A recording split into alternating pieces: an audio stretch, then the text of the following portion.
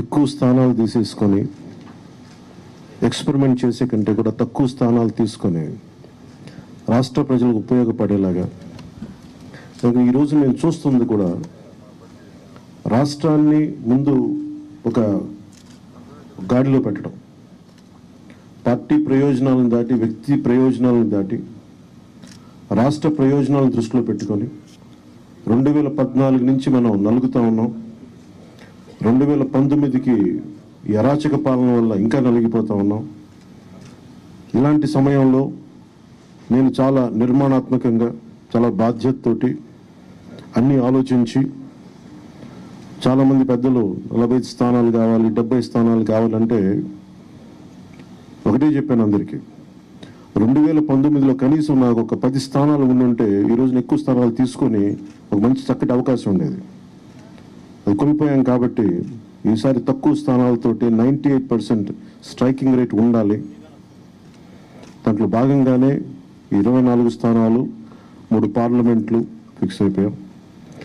అలాగే 24 స్థానాలు కనిపిస్తున్నాయి, కానీ జనసేనకి మనం చూడాల్సింది 3 పార్లమెంట్లో ఇంకొక అదనంగా ఇంకొక 18 నుంచి 20 దాకా స్థానాలు అధికంగా యాడ్ అవుతాయి. సో దాదాపు ఒకలా చూస్తే జనసేన అందరూ అనుకున్నట్టుగా ఒక 40 స్థానాల్లో పోటీ చేస్తున్నట్టు లెక్క, 3 పార్లమెంట్తో కలుపుకొని. నేను కూడా ఈ అలయన్స్ బలంగా ఉండాలి, టీడీపీ జనసేన అలయన్స్ బలంగా ఉండాలి అంటే నేను కూడా ప్రత్యేకించి భారతీయ జనతా పార్టీని దృష్టిలో పెట్టుకొని కూడా నా సీట్లని కుదించుకోవడం జరిగింది. ఇది మన నాయకులందరికీ కూడా వ్యక్తి ప్రయోజనాలను పక్కన పెట్టి రాష్ట్ర ప్రయోజనాలని ముందుకు తీసుకెళ్దాం. ఓటు ట్రాన్స్ఫర్ అయిన రోజున ఎవరైతే త్యాగాలు చేశారో, ఎవరైతే కష్టపడి పనిచేశారో ప్రతి ఒక్కరికి పేరు పేరున ఈ సభావేదిక మీదుగా నేను తెలియజేసుకుంటా ఉన్నాను. ప్రతి ఒక్కరికి మీ ప్రతిభతోటి, మీ సమర్థతతోటి, మీ అనుభవం ఎలా ఉందో దానికి తగ్గ ప్రతిఫలం ఉంటుంది. భవిష్యత్తులో పదవులు మన ప్రభుత్వం స్థాపించిన వెంటనే ఎలాంటి పదవులు మీ సమర్థతకి, మీ ప్రతిభకి తగ్గట్టుగా ఖచ్చితంగా మీకు అండగా ఉంటామని తెలియజేసుకుంటూ, ప్రతి జన సైనికులకి, ప్రతి వీర మహిళలకి, ప్రతి జనసేన మద్దతుదారులందరికీ కూడా మన ఓటు టీడీపీకి వెళ్ళటం ఎంత ముఖ్యమో టీడీపీ ఓటు కూడా మనకు రావడం అంతే ముఖ్యం.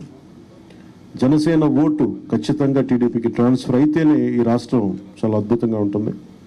ఎట్టి పరిస్థితుల్లో కూడా ఓటు ట్రాన్స్ఫర్ అనేది ఖచ్చితంగా జరగాలి. అందుకని ఎలాంటి పొరపచ్చాల మధ్యలో 1-2 వచ్చిన వైసీపీ దుష్ట పన్నాగాలు పని ఏదన్నా ఎలాంటి విభేదాలు సృష్టించినా వాటిని మేమందరం సమర్థవంతంగా ఎదుర్కోవడానికి, కలిసికట్టుగా ఎదుర్కోవడానికి మేము పూర్తి సంసిద్ధతతో ఉన్నాం. ఆయన సిద్ధమని చావగొడతా ఉన్నారు. బాబు నీకు యుద్ధం ఇస్తాం, నీకు అది ఎందుకు యుద్ధం చేస్తామంటే ప్రజలు తిరిగి ఆంధ్రప్రదేశ్ని గాడిలో పెట్టడానికి యుద్ధం చేస్తాం నీకు. అయితే మనస్ఫూర్తిగా ప్రజలందరికీ కూడా చాలా శుభదినం. మనం ప్రభుత్వాన్ని స్థాపిస్తున్నాం, మనం గెలుస్తున్నాం. జై జనసేన, జై టీడీపీ, జై హింద్. ఉమ్మడి జాబితా రిలీజ్ అయిన తర్వాత జగన్మోహన్ రెడ్డి గారు చెప్పే వై నాట్ 175 ఎందుకు రీచ్ కాలేము అనేది ఎవరికి కూడా డౌట్ లేదు. ఖచ్చితంగా రీచ్ అవుతాం 175కి 175 అని ఈరోజు వైఎస్ఆర్సీపీ శ్రేణులంతా చాలా హ్యాపీగా ఉన్నారు.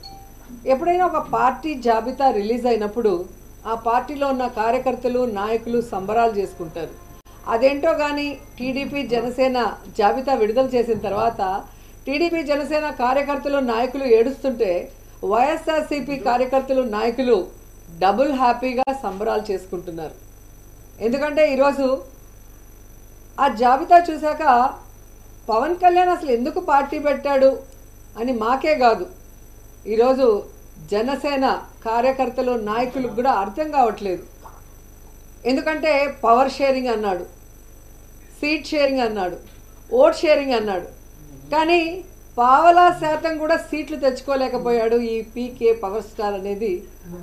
ఈరోజు ప్రజలు అంటున్నారు ఈయన పవర్ స్టార్ కాదు, పవర్ లేని స్టార్ అని. ఎందుకంటే ఈ మధ్యలోనే 2019లో అనుకుంటా ఒక మీటింగ్లో, పబ్లిక్ మీటింగ్లో అంటూ ఉండేవాడు పవన్ కళ్యాణ్, జనసేన అంటే కుక్క బిస్కెట్లు వేస్తే తోకూపుకుంటూ మన వెనక తిరుగుతారు, వీళ్ళకి 10-15 సీట్లు ఎక్కువ అని తెలుగుదేశం వాళ్ళు మన అవమానిస్తున్నారు, మన పార్టీ ప్రజల కోసం పుట్టిన పార్టీ. మనం ఎవరి బిస్కెట్లకి తల వంచం. మనమే వాళ్ళకి ఎన్ని కావాలో అన్ని ఇస్తామని చాలా పెద్ద పెద్ద మాటలు మాట్లాడారు. మరి ఈరోజు 24 సీట్లకి కుక్క బిస్కెట్లు వేస్తే తోకూపినట్టు ఎందుకు తోకూపుకుంటూ చంద్రబాబు నాయుడుతో ప్రెస్ మీట్ పెట్టారో పవన్ కళ్యాణ్ చెప్పాల్సిన అవసరం ఉంది. చాలా పెద్ద పెద్ద డైలాగులు కూడా చెప్పాడు. సముద్రం ఎవరి కాళ్ళు పట్టుకోదు, పర్వతం తల వంచదు అని. మరి ఏ ప్యాకేజీ కోసం 24 సీట్లకే చంద్రబాబు నాయుడు కాళ్ళు పట్టుకున్నావు? ఈరోజు చంద్రబాబు నాయుడు ఇచ్చిన ముష్టి 24 సీట్లకే ఎందుకు తల వంచావు పవన్ కళ్యాణ్ అని జనసేన కార్యకర్తలు నాయకులకి సమాధానం చెప్పాలి.